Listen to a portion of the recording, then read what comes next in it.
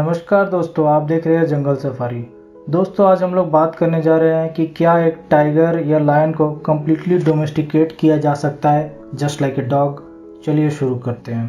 तो सबसे पहले जानते हैं कि क्या है डोमेस्टिकेशन।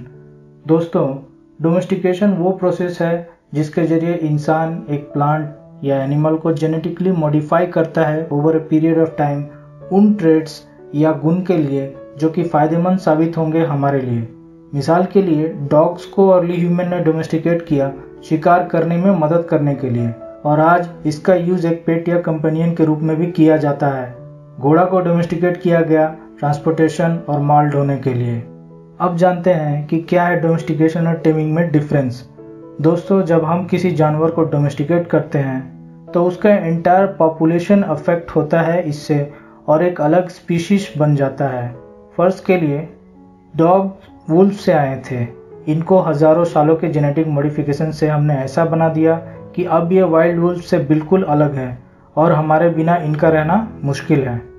वहीं टेमिंग में हम एक एनिमल को वाइल्ड से उठा के लाते हैं और छोटे से बड़ा करते हैं, उसकी आदतों को और बिहेवियर को इफ़ेक्ट करते हुए इस हद तक कि वो हमारे साथ कंफर्टेबल हो जाए रहने में। पर इसका इम्पैक्ट उसके पूरे पॉपुलेशन पे नहीं पड़ता है, unlike domestication. In short, domestication applies to an entire species, whereas taming applies to only an individual animal. For example, बहुत से लोग दुनिया के सामने ये क्लेम करते हैं कि उन्होंने एक टाइगर या लायन को पालतू या डोमेस्टिकेट कर लिया है। ये सरासर गलत है। असल में उसको टेमिंग कहते हैं। So the big question is, can tiger or lion be really domesticated? Let us analyze on the basis of 6 points underlined by UCLA professor Jed Diamond, जो कि दुनिया के फॉरमोस्ट डोमेस्टिकेशन एक्सपर्ट हैं। Number 1, the animal needs to be able to eat a lot of different things and be willing to live off the scraps of human. सीधे शब्दों में, जिस जानवर को हम लोग पालतू बनाना चाहते हैं उसका डाइट रेंज वाइड होना चाहिए ताकि कुछ भी खा के रह सके, यहाँ तक कि इंसानों का बचा कुचा भी। टाइगर या लायन दोनों स्ट्रिक्टली कार्निवरस हैं, माने अगर इनको मालिक ताज़ा मांस या शिकार लाके ना दे तो ये भूखे रहेंगे और ऐसे में इनका वहशीपन बाहर आ जाएगा और अपने ही मालिक को ये मार खाएंगे। So clearly this point is not suitable in respect of tigers and Lions.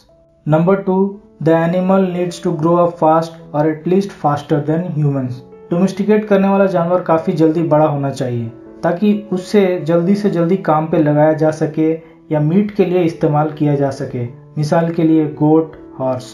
हालांकि टाइगर या लायन इंसानों के मुकाबले काफ़ी जल्दी बड़े होते हैं, ये इंसान के ज़्यादा काम नहीं आ सकते।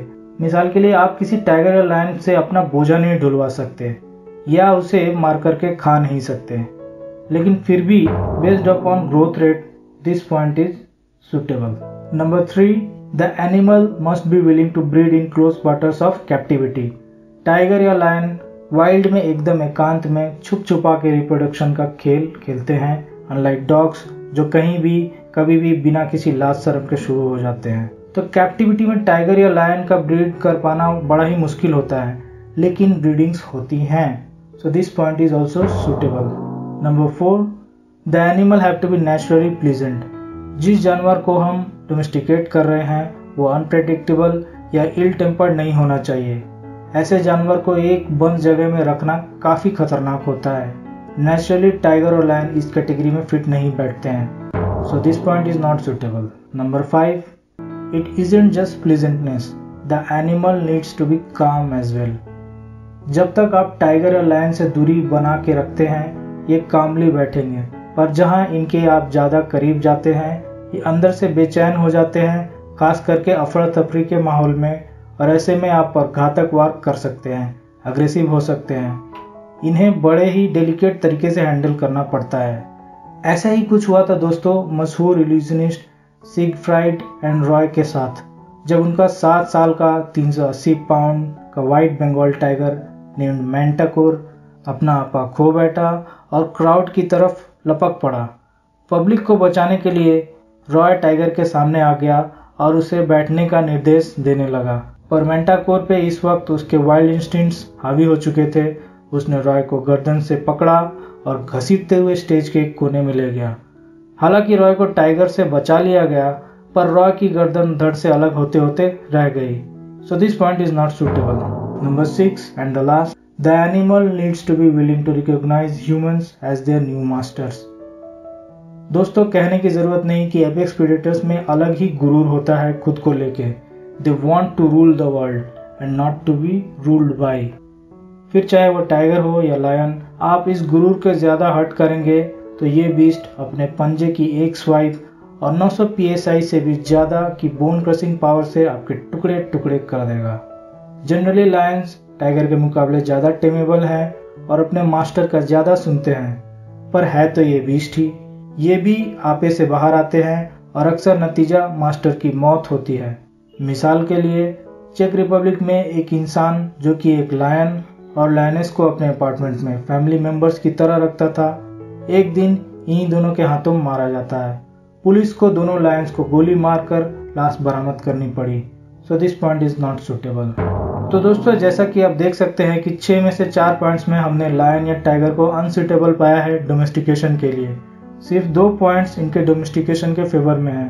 सो to conclude, humans can never domesticate a lion और टाइगर।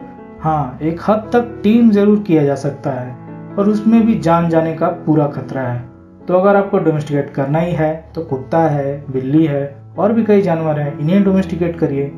टाइगर या लायन जब भूखे या एनार्ड होते हैं तो इनका बेसिक प्राइमल इंस्टिंक्ट इन्हें one of the deadliest alpha predators on the planet बना देता है।